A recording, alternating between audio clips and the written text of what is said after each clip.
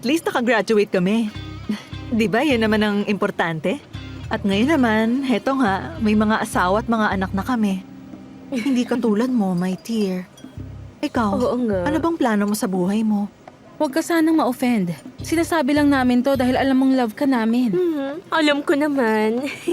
Ramdam na ramdam ko nga ang love niyo sa akin. Look, out of curiosity lang na tanong.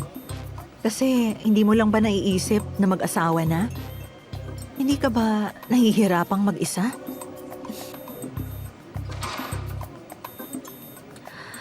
Come on, girls. Sino may sabing mag-isa lang ako, ha? Parating na siya, oh. Hi, darling! Over here! I'm here.